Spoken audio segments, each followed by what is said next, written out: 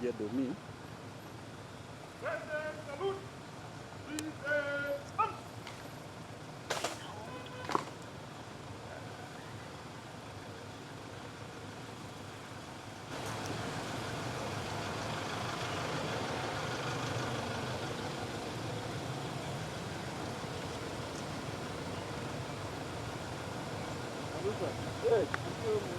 Angalia hiyo kamera kwa juu. Kwani ni hatari mrembo bwana. Ambia mwita twende bana. Mwita vuta kidogo. Vuta kidogo mwita.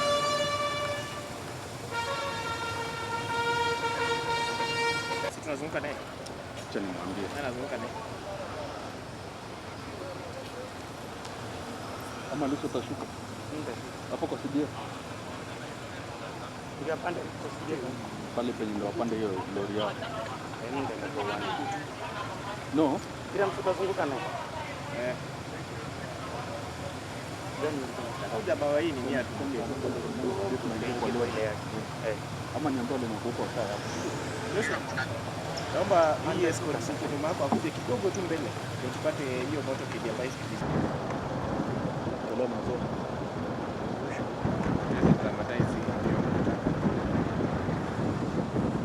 Leo jamaa aende.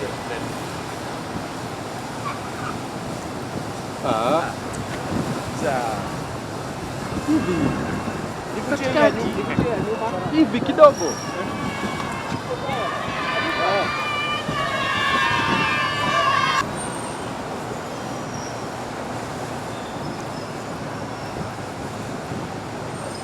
Yaani jamaa amekataa kusonga. Sasa line It is part of the motor. ndaka ni ile line. Kuna watu ni waje kazi. Baya. Hello boss. Itaalamu.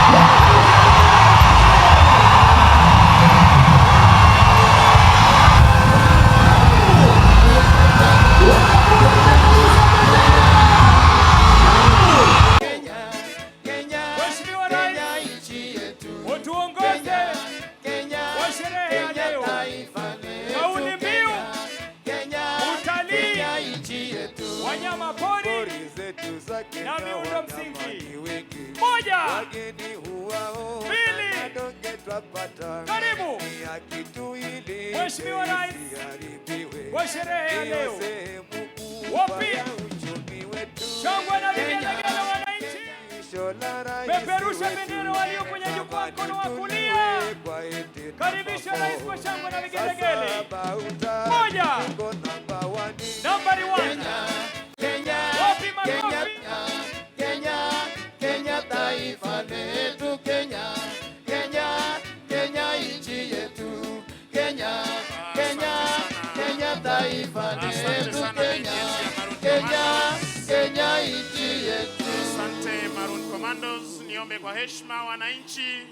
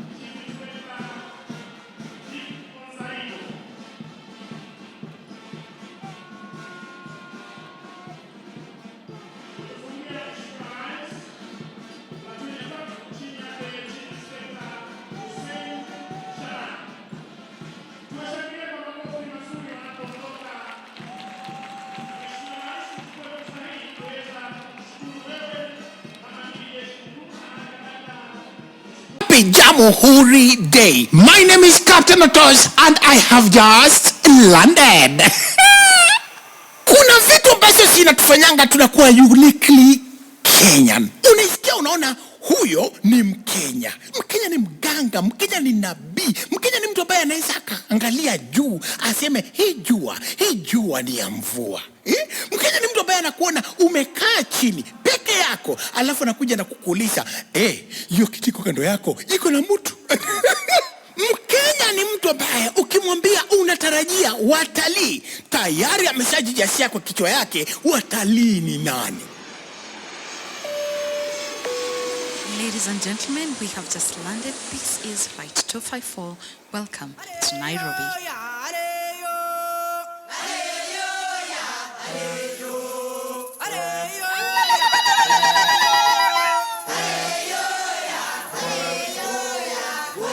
Wow! Nairobi sinakaa supu. Check your weather. Finally we have landed. Hawa ndio wana to receive. Hata nimeona jina yangu. Oh wait, the dancers, Amelia. Oya, mimi ndo Sharon. Kwani amnioni? Ai, kwani ama dancers wako cold aje? Guys, kwani nini na happen?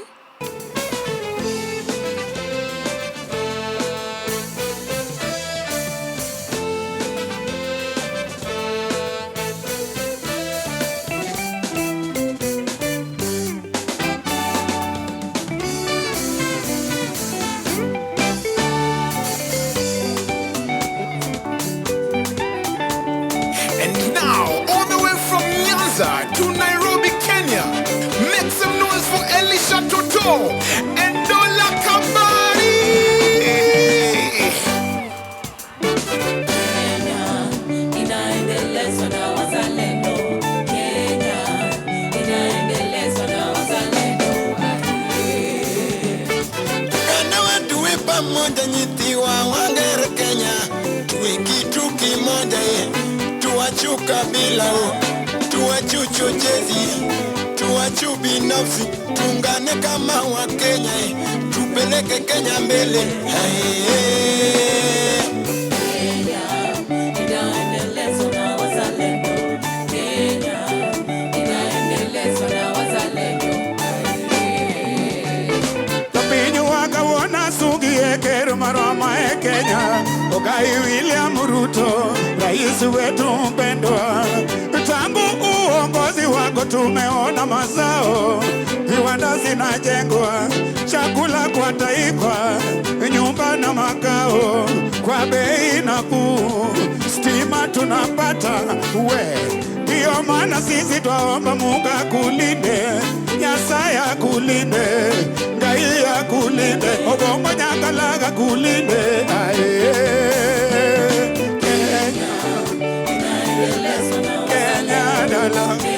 Kenya pato, Kenya nyumbani.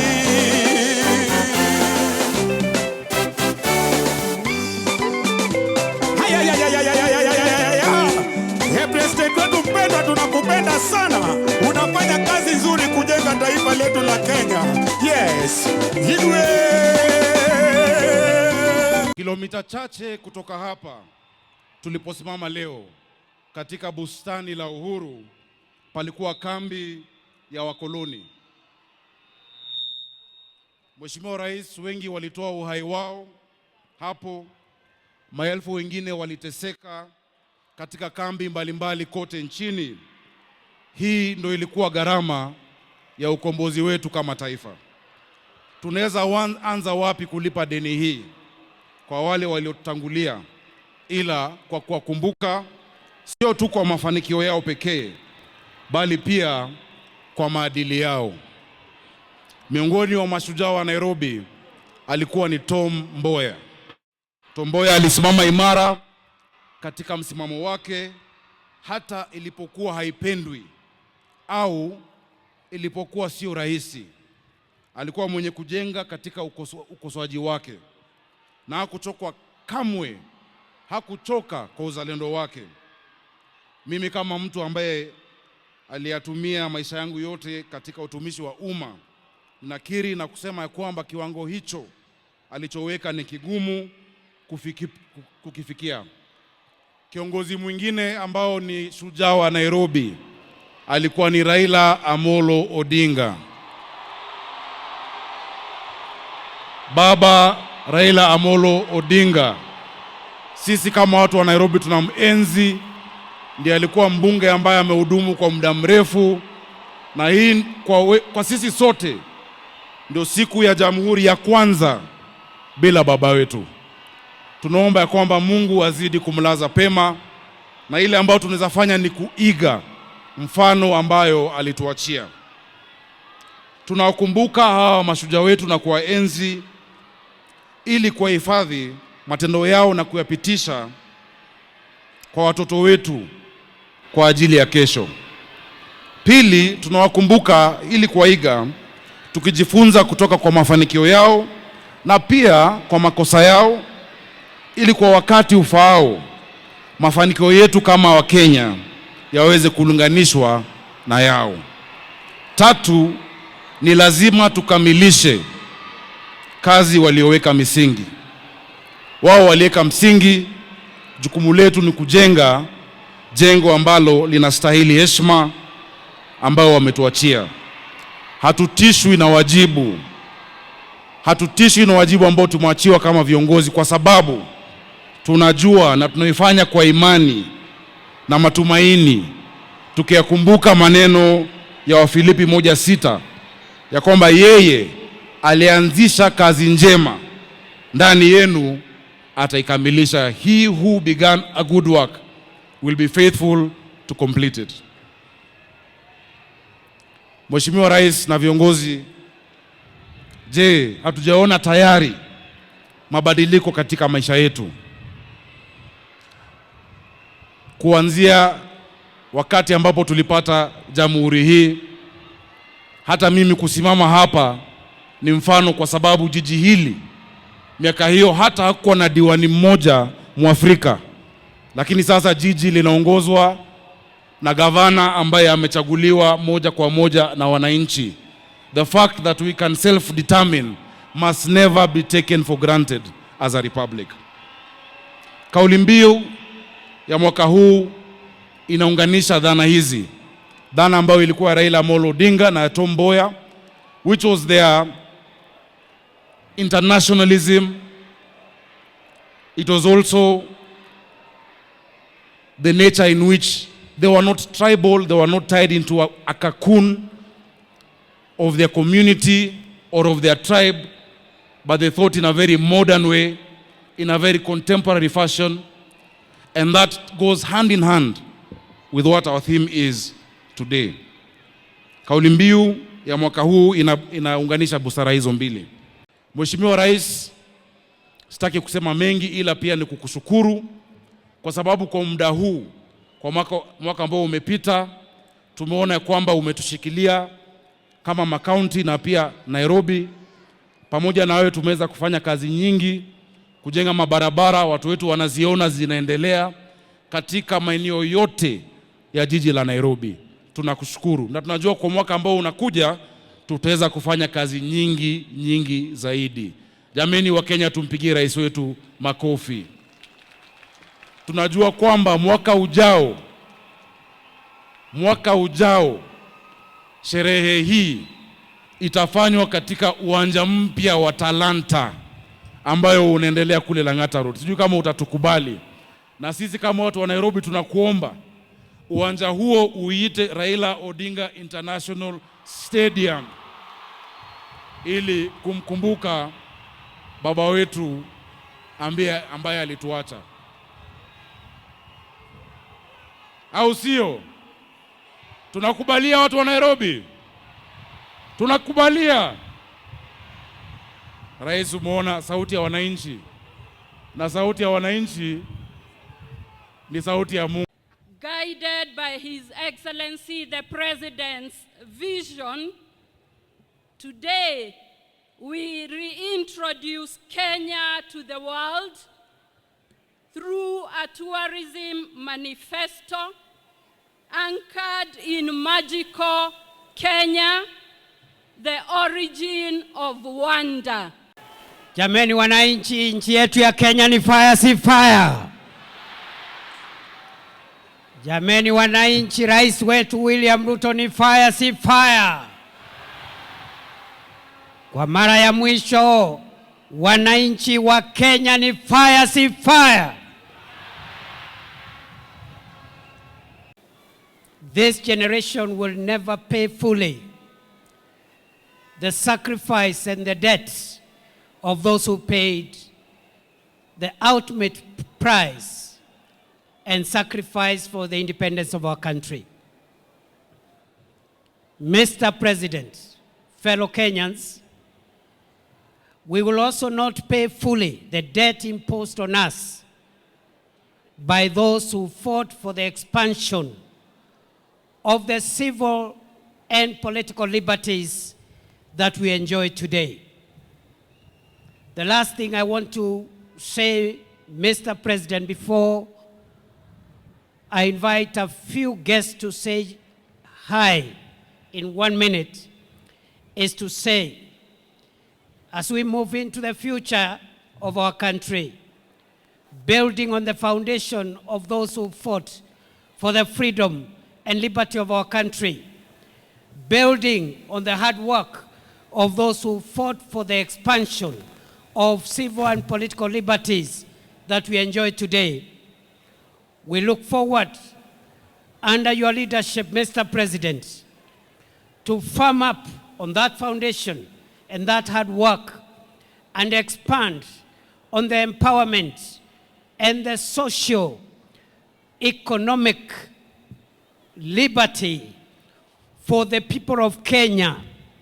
And therefore, going into the future, we will push under your leadership for a country where all its citizens do not just enjoy the freedom of expression and the freedom of the media, but they also enjoy freedom from hunger, freedom from sickness, and freedom from all the dangers that threaten human survival, especially poverty and the other economic perils that endanger our sustainability and our survival.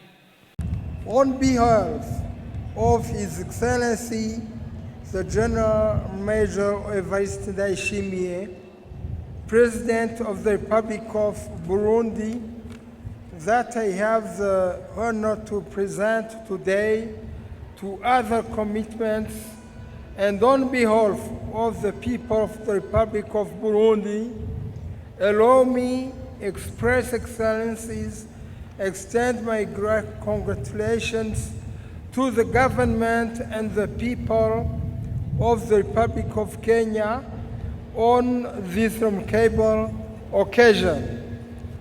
This event is very important as it represents values that a nation together, freedom, dignity, and the right to shape one's own destiny.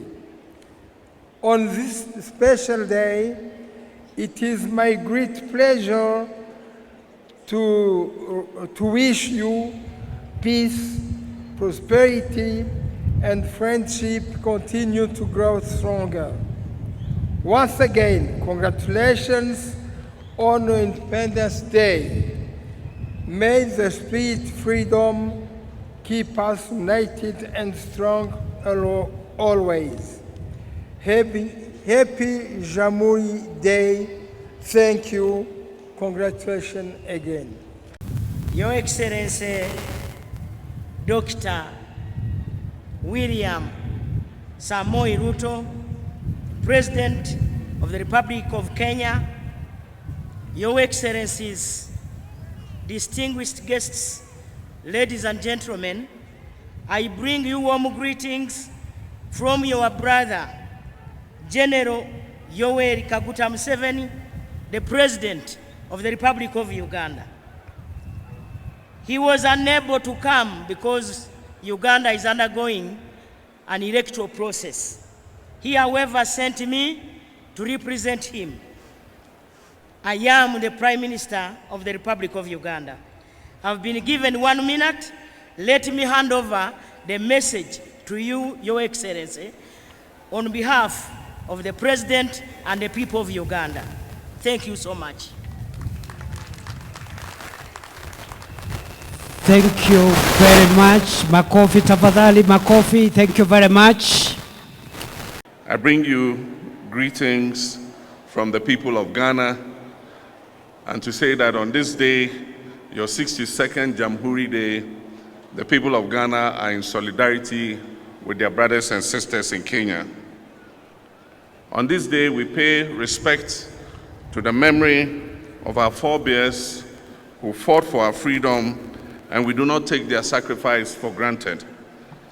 The friendship between our independence leaders, Mzee Jomo Kenyatta and Kwame Nkrumah, has become an enduring flame that has continued to bind our two countries together. Our forebears won us political independence. It is the responsibility of our current generation of African leadership to win economic independence and prosperity for our people. Africa faces many challenges, including a global order that is rigged against it. We face systems that make us suppliers of unprocessed raw materials and importers of finished products. The time has come for us to add value to Africa's exports. The time has come for us to claim a fairer share of our natural resource endowment. The time has come for us to provide transparent and accountable leadership. The time has come for us to unleash the creativity and energies of our young people. We must increase trade amongst ourselves, and so we commend the protocol on the African Continental Free Trade Area. We must show Pan-African solidarity with all members of the African diaspora, and that's why I wish to express the sincerest appreciation of the people of Ghana to the people of Kenya for your timely intervention in Haiti to bring relief to the long-suffering people of Haiti. Ghana also, in the spirit of Pan-African solidarity, is sending troops from our 48th Engineers Regiment to help Jamaica in its rebuilding efforts after the devastating Hurricane Melissa. Kenya continues to be a respected member of the African Union and other international bodies.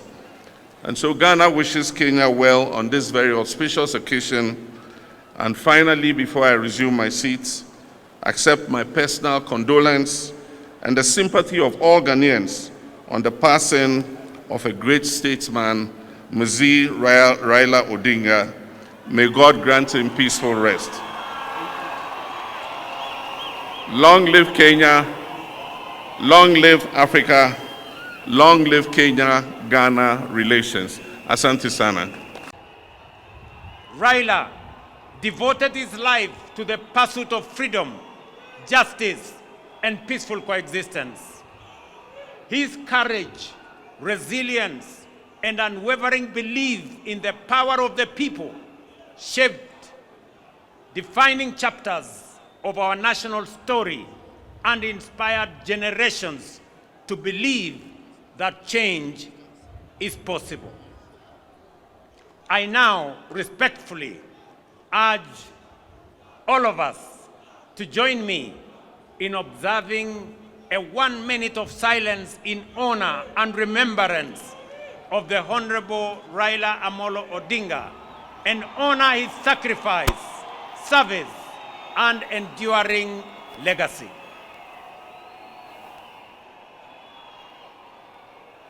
Tafadhali nawaomba tusimame kwa dakika moja kwa heshima ya kiongozi wetu Raila Amolo Odinga.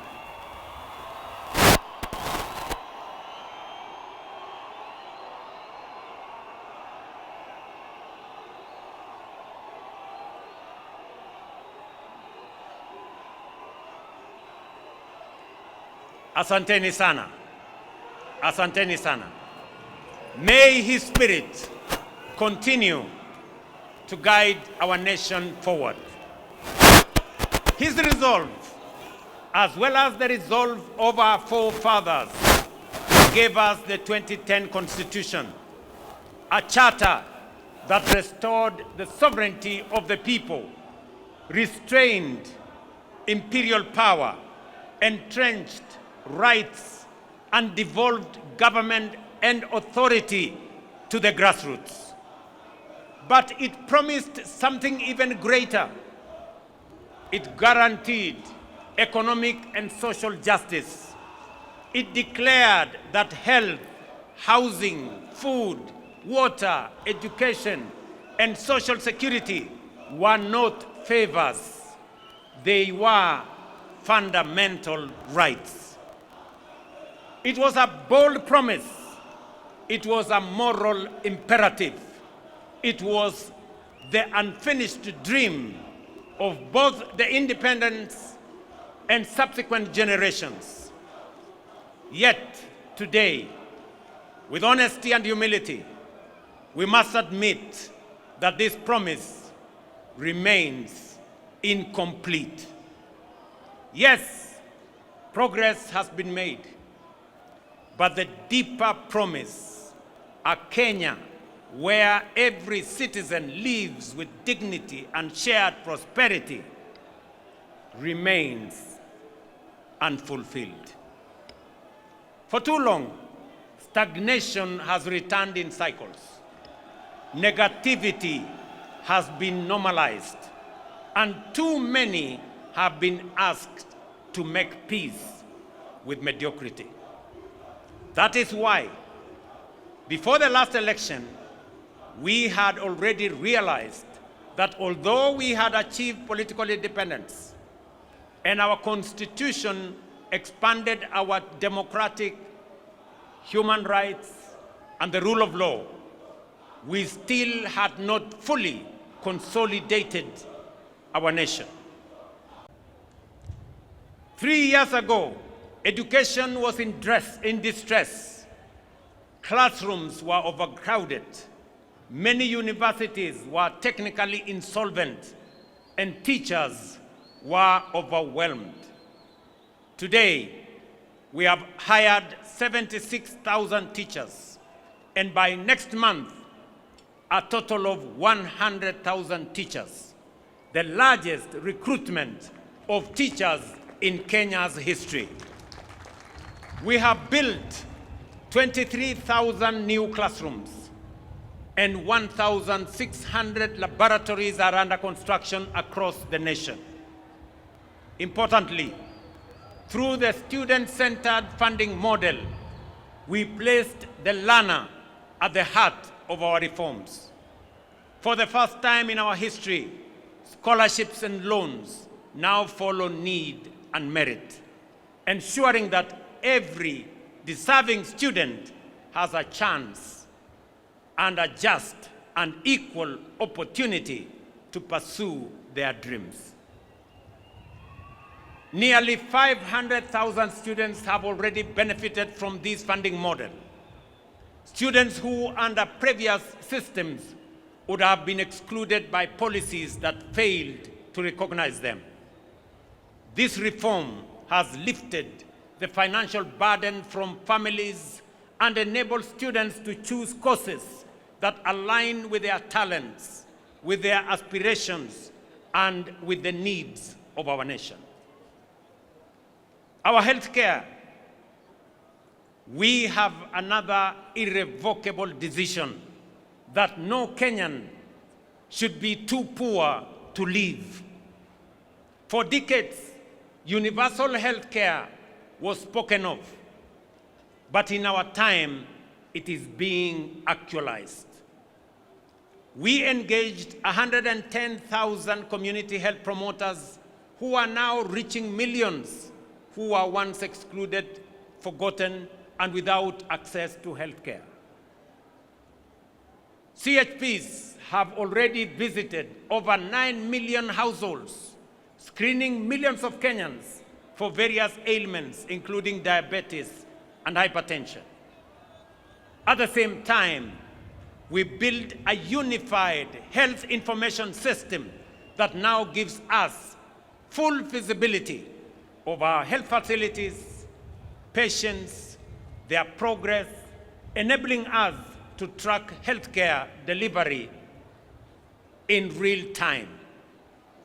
Today, over 28 million Kenyans are registered under the Social Health Authority, up from 8 million under the old system. That means 19 million Kenyans who were once forgotten are now in the healthcare equation. Among them are 2.3 million vulnerable Kenyans, orphans, widows, and the elderly, whose healthcare is now fully paid by the government of Kenya. Healthcare was never meant to be a privilege. It is a constitutional right.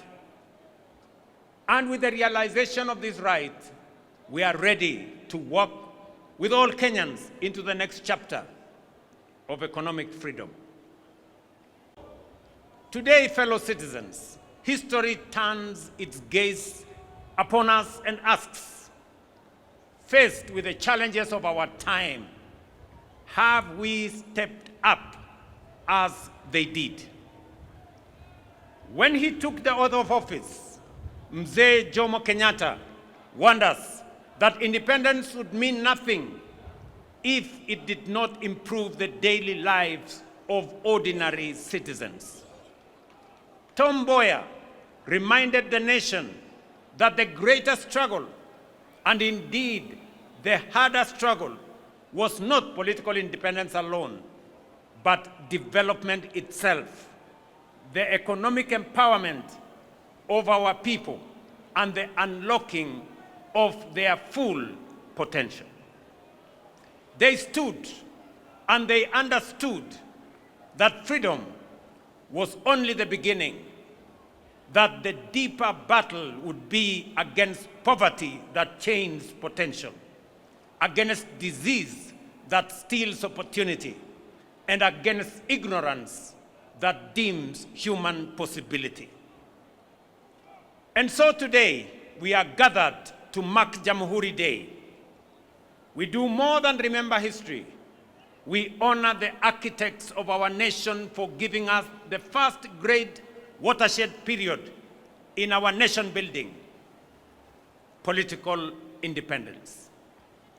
Just as the first generation rejected colonial domination and set out to confront the new enemies of poverty, disease, and ignorance in all their forms, they discovered that independence did not amount to freedom in its full and fullest sense. Along independent Kenya's history, power became centralized, dissent was silenced, competition was crushed, fear replaced hope. Once again, however, Kenyans rose, and from their struggle emerged the agitation for democracy, human rights, and the rule of law. In the darkest days when it was dangerous to speak, brave Kenyans spoke. When it was illegal to organize, courageous Kenyans organized.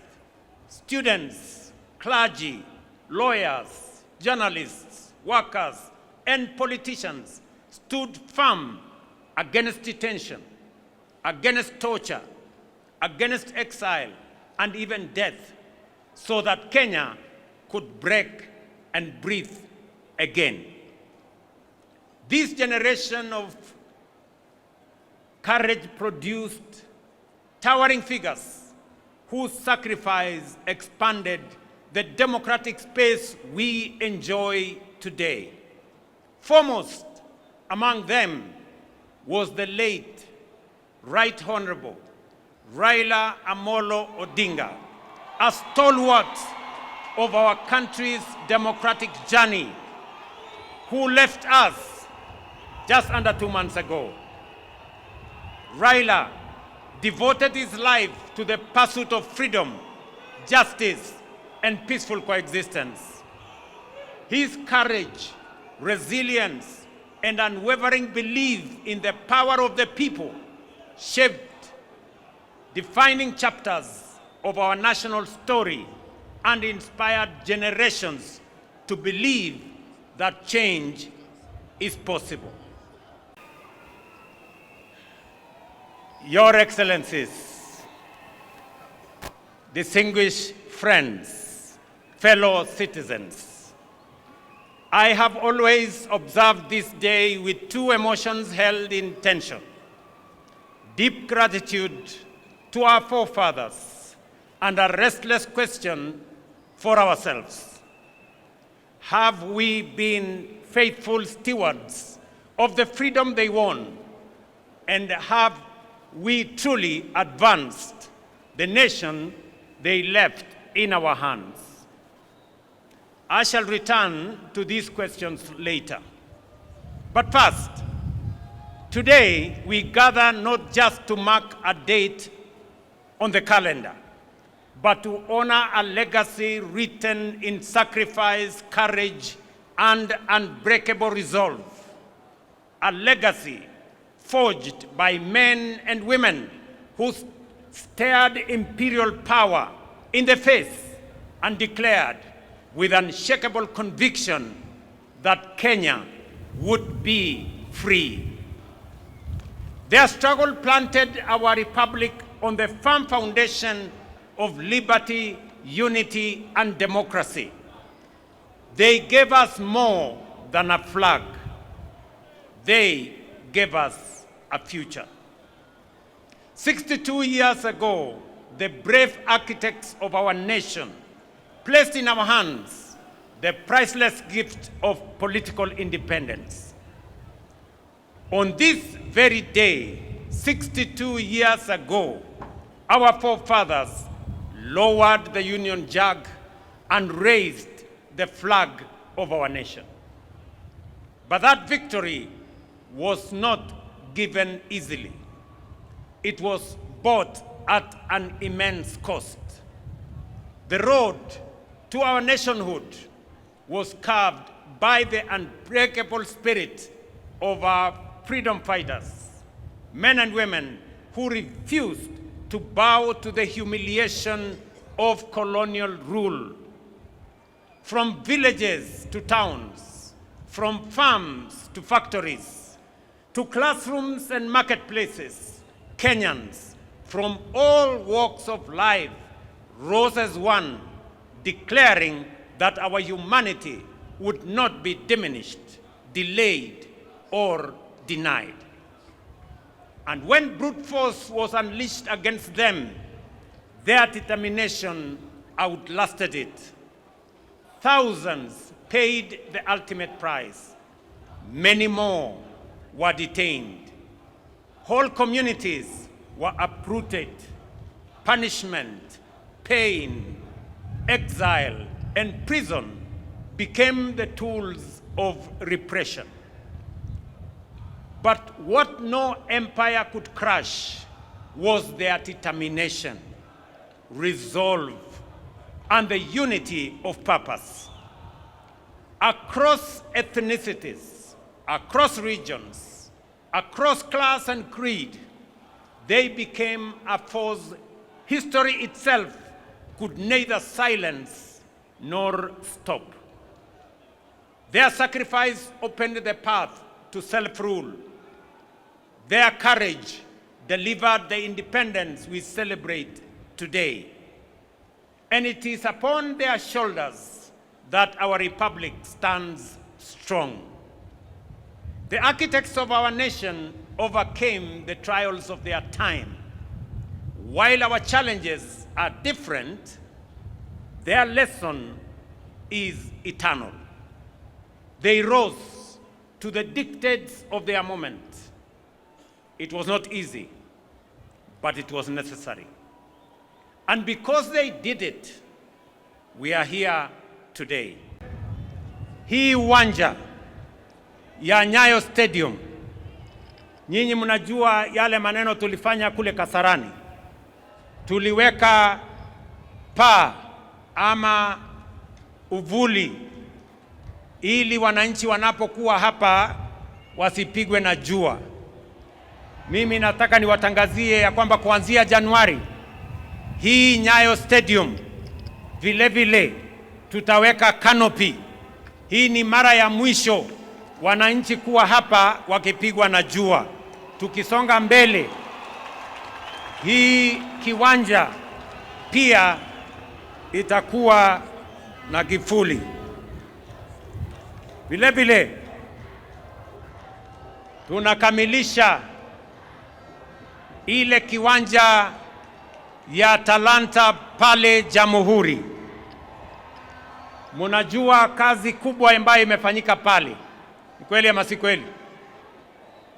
Na nimesikia yale gavana wa Nairobi amesema ya kwamba ile uwanja wa talanta ipatiwe jina gani? Ati mumesema ipatiwe jina gani? Mumesema ipatiwe jina la Raila Amolo Odinga International Stadium. Nimewasikiza na tukikamilisha tutafanya hivyo. These two milestones, great as they were, had over time been undermined by the paradox of the marginalization of the majority. We saw clearly a system in which a few rose to the top of the pyramid, while millions at the base struggled to survive, with education outcomes compromised, healthcare beyond reach, access to affordable credit denied, housing unattainable, and farmers abandoned while our youth were locked out. That is the reason we introduced the bottom-up economic transformation agenda, to bring the marginalized majority back into the heart of our nation, to ensure that no one is left behind, and to begin the work of social engineering necessary to pursue the broader dream of economic freedom. We had to begin where marginalization and exclusion had been greatest, that is at the bottom. And so, over the last 3 years, we have made bold choices.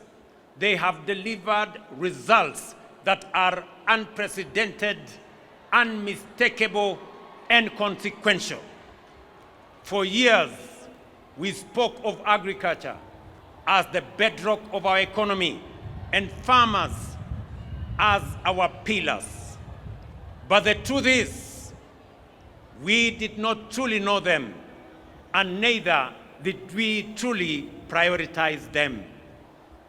Today we do. For the first time in our history, over 7.2 million farmers have been brought into the single national digital database. We now know who they are, where they are, what they grow, and what they need.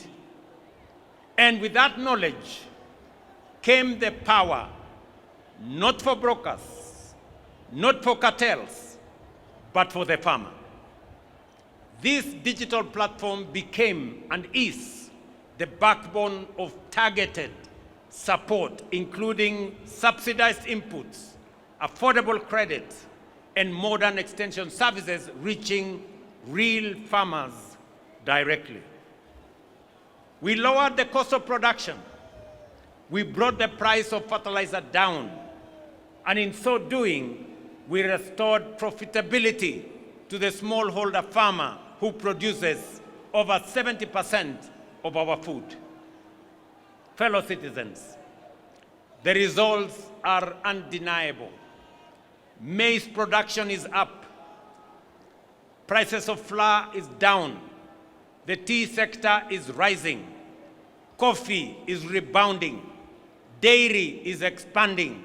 And the sugar industry has been reformed. By strengthening value chains, cooperatives, irrigation, and processing, we have built systems that work for our agricultural sector. And now, with millions of farmers no longer forgotten, we are ready to walk with them to the next chapter of economic freedom. Nataka niwashukuru wasanii ambao wametuimbia hapa. Asanteni sana kwa kazi yenu. Kolabo ya Iani, Femi One na Trio Mio wametuambia tunaweza. Tunaweza hatuwezi? Tunaweza hatuwezi? Tunaweza sio? Guardian Angel pia ametueleza kwamba wananchi wote na viongozi wote tuungane pamoja tujenge taifa letu la Kenya. Inawezekana haiwezekani? Mimi nachukua nafasi hii kuwatakia Krismasi njema yenye baraka na mwaka mpya wa 2026 wenye mafanikio makubwa sana. Asanteni na watakia heri. Mungu awabariki. Thank you very much and God bless you. Mimi nataka niwapongeze askari wetu ambao walikwenda kule Haiti na mumewaona hapa. Tuwapigie makofi jameni. Wamerudi nyumbani na heshima kubwa sana kwa taifa letu la Kenya. And I want to thank them profoundly for their courage, professionalism, and selfless service to our nation and to the world, and for flying our flag high with honor and dignity. Mimi kuna mambo mengi tunafanya katika mji huu wa Nairobi.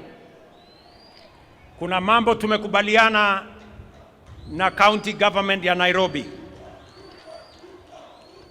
Tunajenga zile barabara ambazo zilikuwa zimekwama hapa Nairobi. Tumekubaliana ya kwamba hizo barabara tumerudisha contractors wote ambao walikuwa pale barabarani.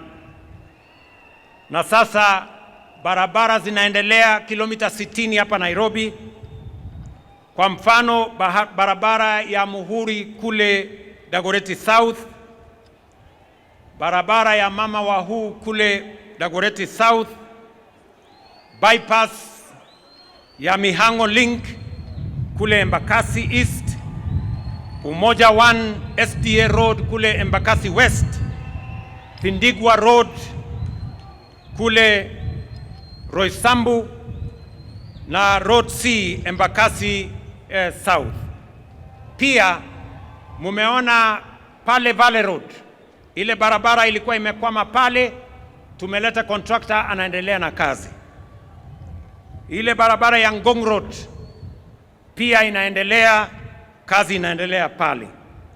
Barabara ya Haile Selassie vile vile inaendelea.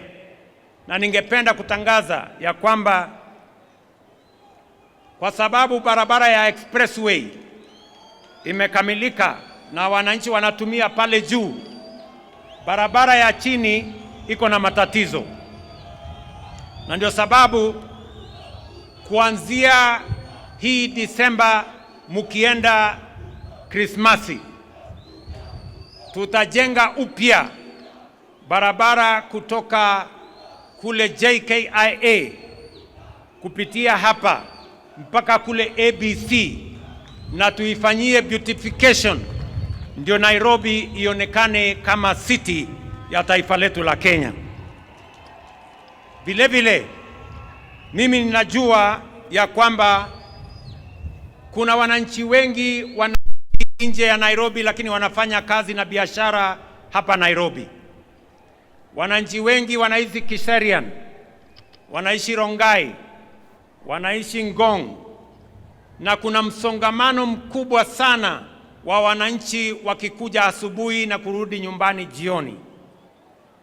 Ningependa kutangaza ya kwamba mwaka ujao ile barabara kutoka Bomas of Kenya kwenda Rongai kwenda mpaka Kiserian na barabara kutoka Bomas of Kenya kwenda Karen kwenda pale Shade Hotel kuteremuka kwenda Ngong kwenda Bulbul na kwenda mpaka ifike kule Kiserian tutaifanya iwe dual carriageway, ndio wananchi wa pale wanaweze kutembea kwa njia rahisi. Najua pia ya kwamba wananchi wengi wanaishi kule Thika, na sasa barabara ya Thika Road pia imejaa na kuna msongamano mkubwa sana wa magari katika barabara yetu ya Thika Road. Ningependa pia kutangaza ya kwamba mwaka ujao vile tuko na expressway kutoka JKIA, pia tutajenga expressway kutoka Thika mpaka ifike hapa Museum Hill, ndio wananchi wale wanateseka na mambo ya jam tuweze kuondoa jam ya sehemu hiyo.